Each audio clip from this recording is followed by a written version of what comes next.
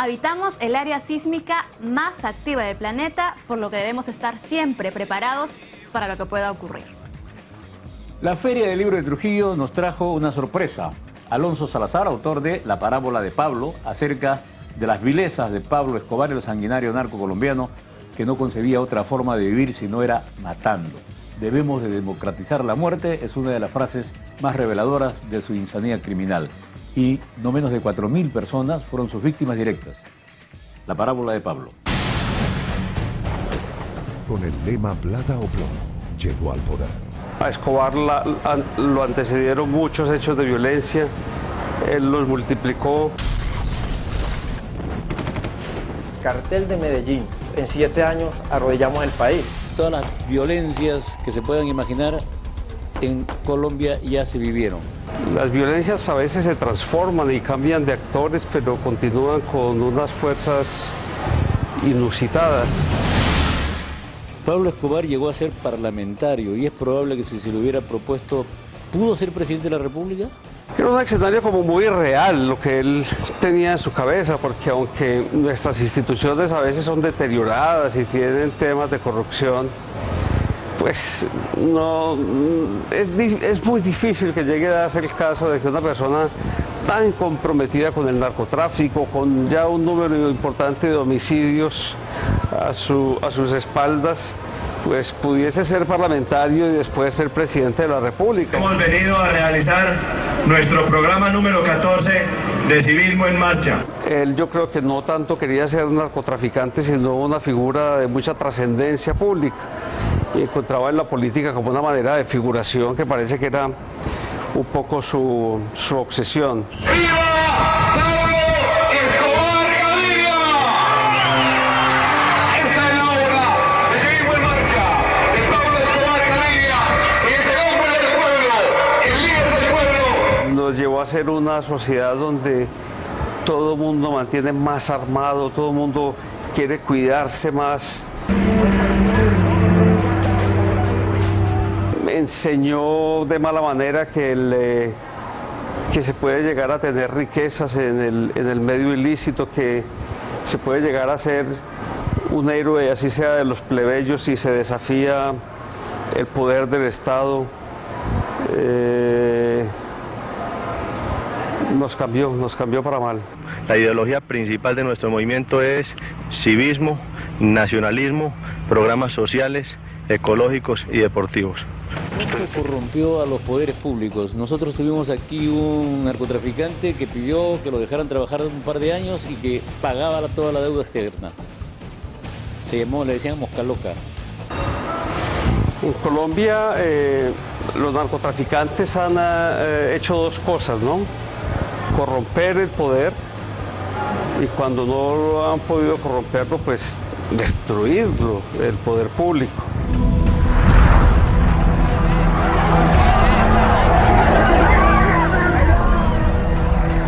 Pablo Escobar optó especialmente por la vía de la destrucción del poder público. Y si uno nomás sumara los magnicidios, tres candidatos a la presidencia. 1990, el ministro de Justicia, un gobernador de Antioquia, un alcalde de Medellín, un comandante de la Policía Metropolitana, varios magistrados de las Cortes Supremas de Justicia, magistrados de los tribunales regionales, 500 policías en el año 91, en fin. Se ve que él era un hombre demasiado desesperado y demasiado incapaz de aceptar que hubiese algún límite en la vida, norma, ley, institución. ¿Amoral? Yo creo que es una psicopatía, es una actitud de una persona que no tiene ni pudor ni sentido de la culpa, que no tiene desde luego ninguna ética ni ningún reglamento moral. En el libro un análisis creo que hace La Semana, donde antes de Escobar la palabra sicario no existía y hacía una serie de temas que entran en la vida política, social en general de Colombia con la irrupción de Escobar. Esa es una muy buena síntesis que hace la revista, diciendo que éramos conocidos por el café y luego por el narcotráfico, que la palabra sicario se volvió común en nuestros diccionarios y en nuestra prensa, que antes de Escobar el guardaespaldas era una cosa excepcional y luego se volvió un factor necesario para desenvolverse socialmente y termina atribuyéndole como unos 4.000 homicidios de manera directa. Sin duda fue una gran influencia su madre, ¿no? Sí, es como si fuera el vehículo de la cultura,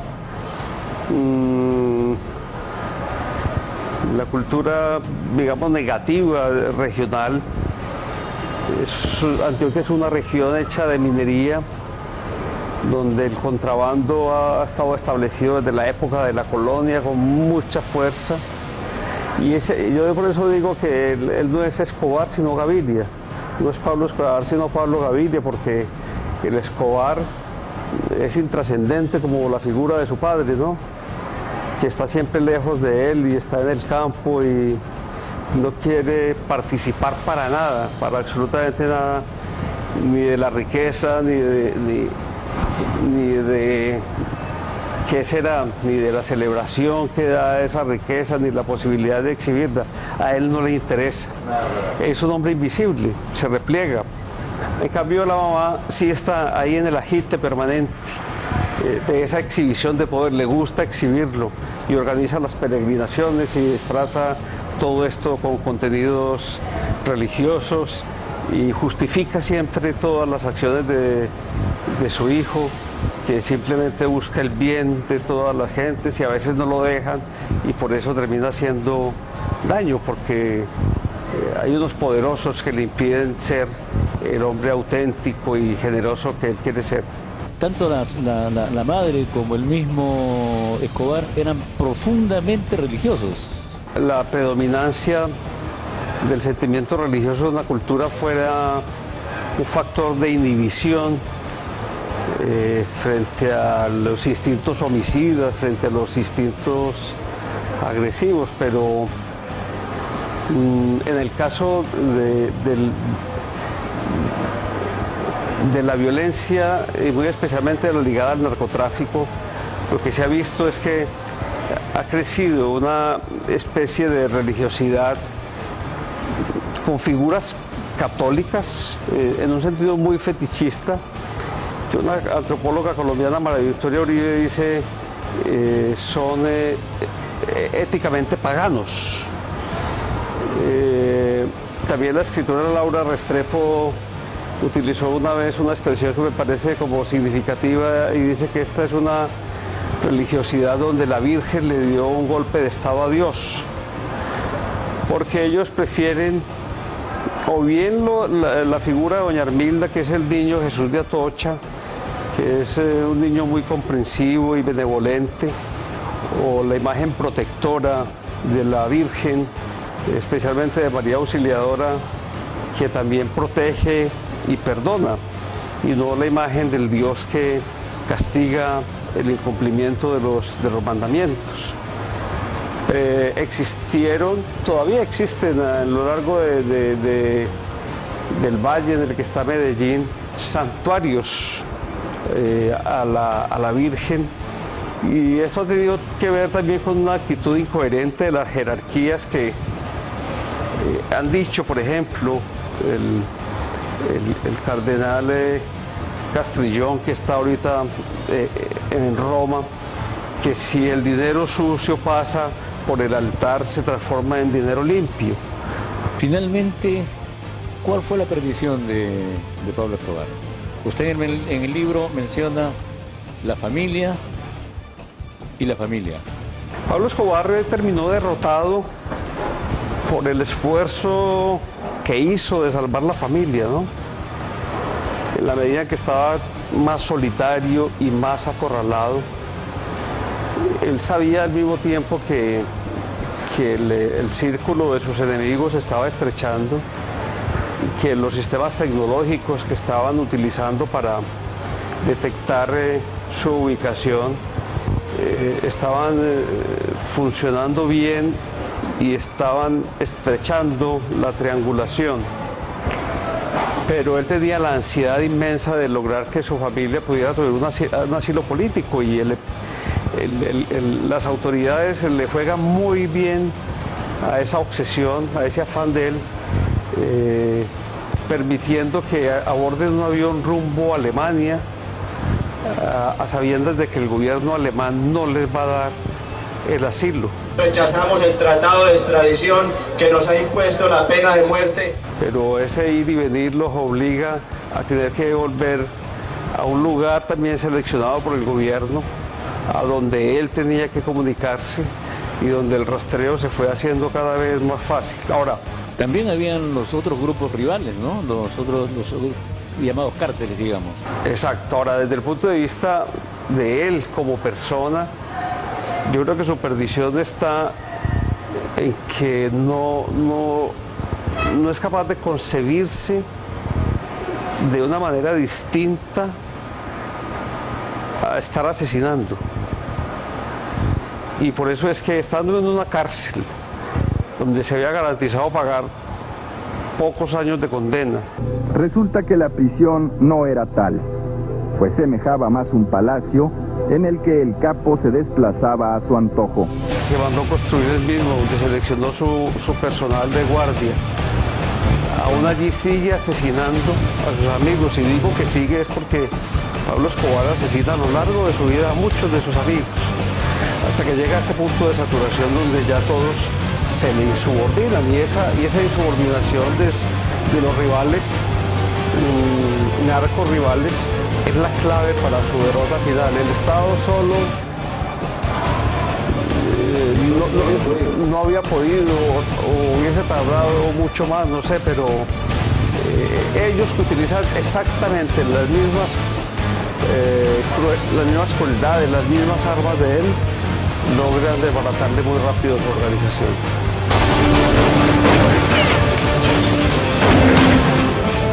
No es un expediente judicial, es un relato de una circunstancia social en la historia de una persona, de unas personas, donde el calificativo no está muy presente, sino más bien la narración de circunstancias, como dándole suficientes insumos al lector para que derive sus conclusiones. Toda en esta vida tiene solución.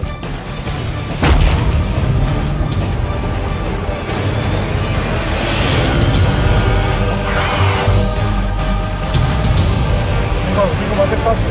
No les corta, ¿qué pasa?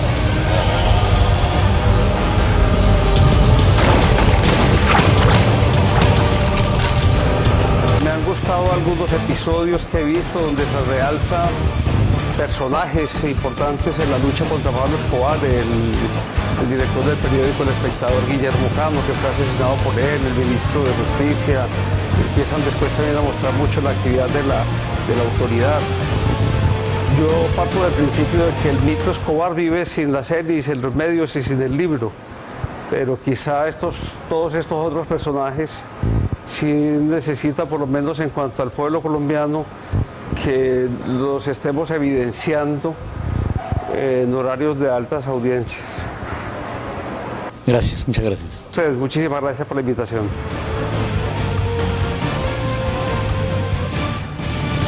No había otra forma de detenerlo que la ley del talión.